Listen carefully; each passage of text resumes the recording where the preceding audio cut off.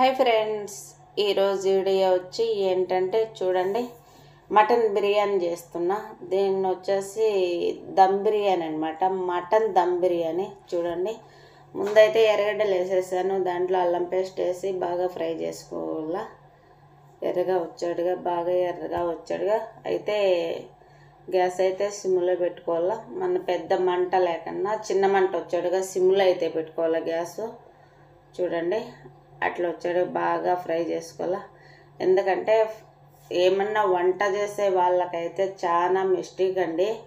ఇక్కడైతే ఏ వస్తువు అయినా కానీ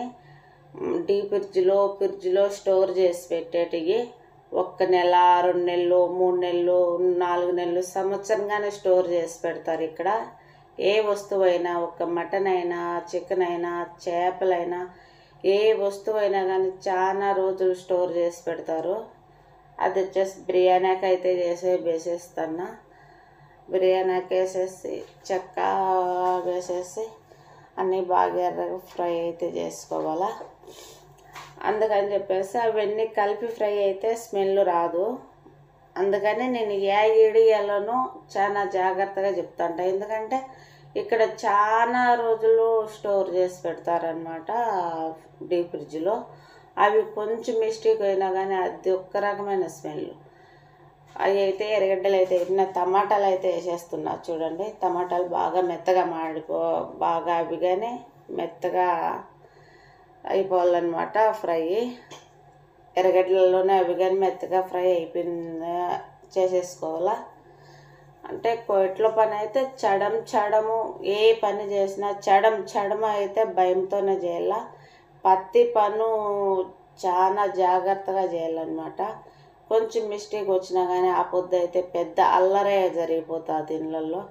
ఆ రోజంతా మటన్ చూడండి, మటన్ అయితే తీసేసుకున్నాను. మటన్ మనకులాగా చిన్న చిన్న ముక్కలు అయితే కోయట్లో. ఇది వచ్చేసి మటన్ దమ్ బిర్యానీ అవన్నీ చేస్తూ ఉన్నాయి ఈరోజు. చూడండి ఎలాగున్నదో.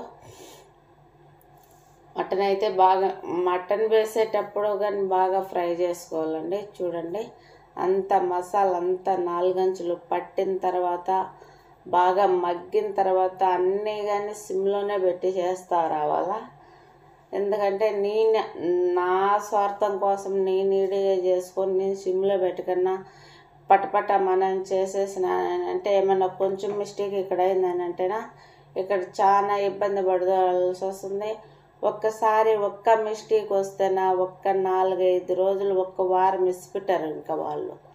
అట్లే తలకాయ తింటూనే ఉంటారు. కాబట్టి ప్రతి పని చేసేటప్పుడు కానీ చాలా భయంగా చాలా జాగ్రత్తగా చేసుకోవాలా.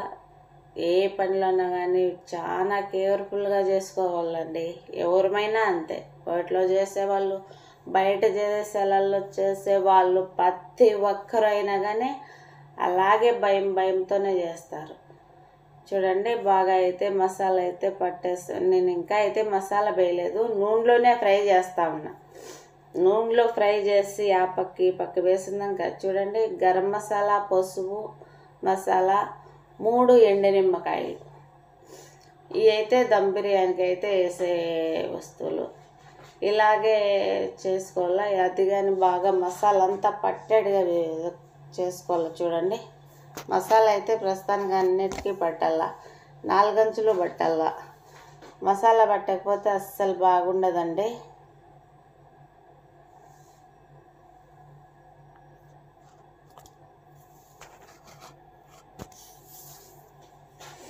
చూడండి, ఎందుకంటే కొంచెం అయితే మబ్బు వచ్చేసిందండి. ఏం చేయను, కరెంటు పోయింది. ఇంట్లో అయితే ఎత్తుకొని పోయేసి పిల్లోడు ఎత్తుకొని పోయేసి ఐరన్ బాక్స్ ఎత్తుకొని పోయి ఐరన్ బాక్స్ ఐరన్ చేయాలని ప్లగ్ పెట్టాడు. మెయిన్ అయితే పడిపోయింది, కరెంట్ అయితే పోయింది.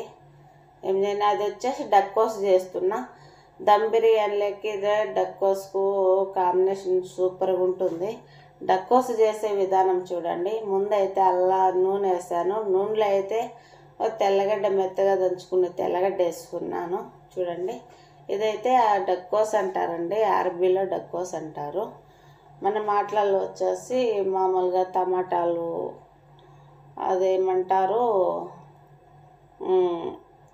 టమాటాలు బజ్జీ అంటారు, మన మాటలలో వచ్చేసి టమాటాలు బజ్జీ అంటారు. కోయట వాళ్ళు వచ్చేసి అరబీలో వచ్చేసి టమాటాల పేస్ట్ అంటారు. చూడండి, ఈరోజు వచ్చి మటన్ దమ్ బిర్యానీ,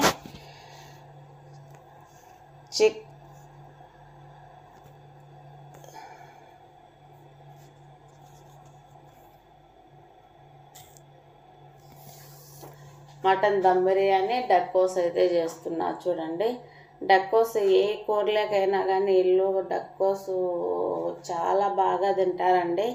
వాళ్ళు తినేదే కాదు,